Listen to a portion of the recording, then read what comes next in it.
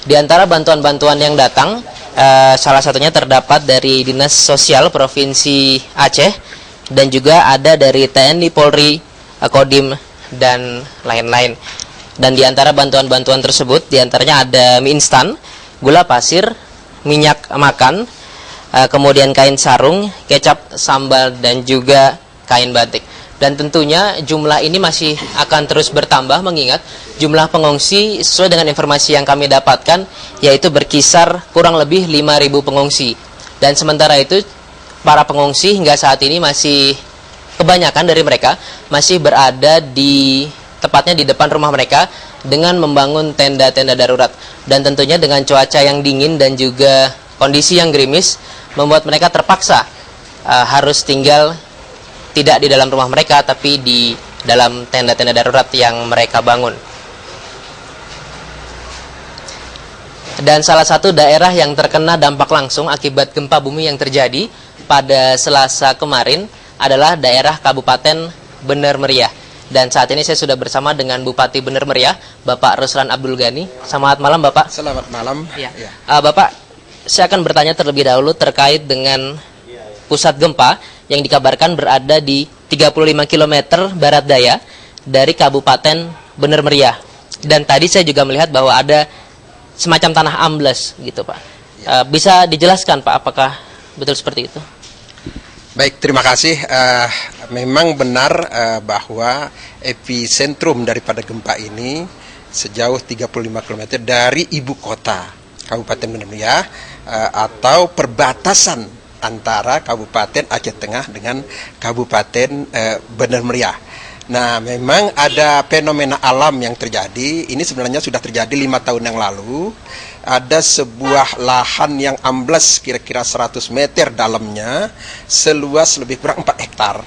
Nah, ini amblas tiba-tiba, kita tidak tahu. Tapi menurut perkiraan kami bahwa ini disebabkan karena memang ini kan daerah gunung berapi. Di Bener Meriah ada salah satu gunung berapi yang namanya Burnitelong. Mungkin letusan Burnitelong ini dulunya ada tanah-tanah ini yang rata-rata berpasir.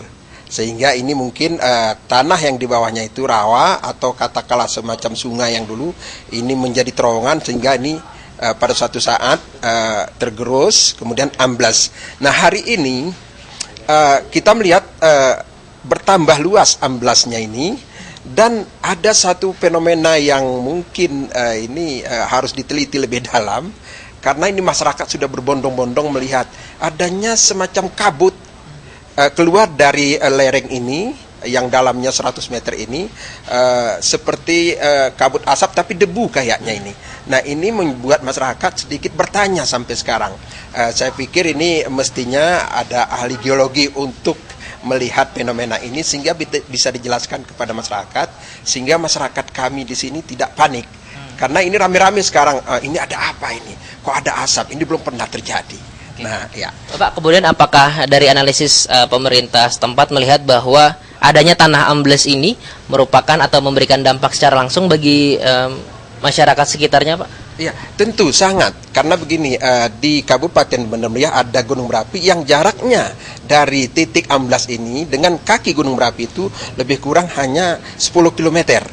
Nah, tentunya sebagaimana yang tadi malam, kenapa banyak sekali masyarakat Bener Meriah itu mengungsi rame-rame mendengar adanya isu bahwa gunung berapi Burnitelong jam 1 akan meletus.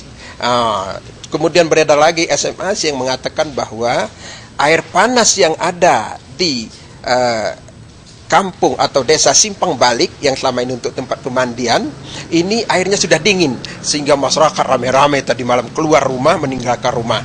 Nah, tapi alhamdulillah berkat kerjasama kita dengan para unsur Forkopimda, ini bisa kita jelaskan kepada masyarakat bahwa tanda-tanda itu sebenarnya kalau gunung berapi akan meletus ada beberapa tanda-tanda. Sebagaimana yang sudah kita pelajari bahwa adanya binatang keluar, kemudian memang air panas itu menjadi dingin, tapi ini tanda-tanda itu tidak ada. Iya. Kemudian, Pak, terkait dengan kekhawatiran warga pasca gempa bumi dan juga isu gunung meletus, tentunya kebanyakan dari mereka mengungsi, Pak. Ya. Bagaimana kondisi terakhir para pengungsi khususnya di kabupaten yang Bapak pimpin, Pak? Ya. Jadi masyarakat memang saat ini yang pertama adalah memang yang benar-benar mengungsi murni itu yang memang rumahnya rusak atau hancur. Itu memang terjadi pengungsian. Kemudian yang kedua, karena ketakutan mereka mengungsi ke daerah-daerah yang dianggap sudah bebas dari bencana gunung berapi. Nah, tetapi tadi malam sudah kita jelaskan dan sekarang sudah mereka kembali sebagian. Namun mereka belum berani untuk katakanlah tinggal di rumah. Sehingga mereka saat ini hampir semua masyarakat itu di luar rumah membuat tenda-tenda atau katakanlah membuat konsentrasi titik-titik pengungsian.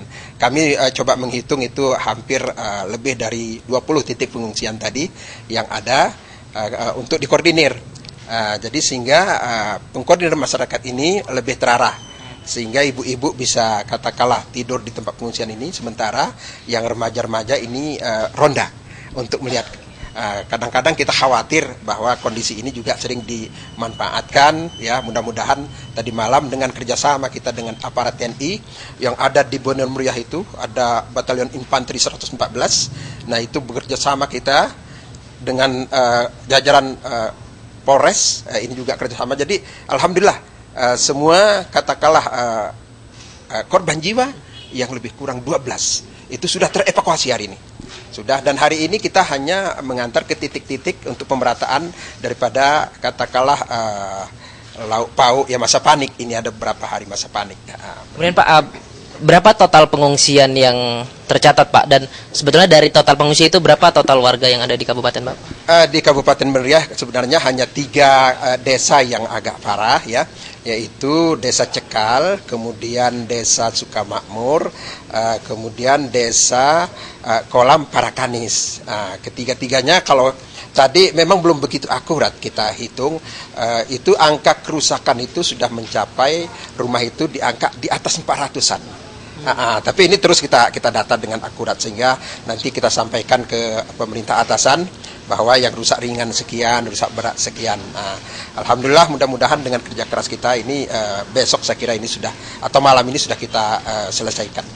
Kemudian jumlah pengungsi ini memang kalau kita lihat tadi angka di sekitar 1000-an itu yang memang murni kira-kira pengungsi.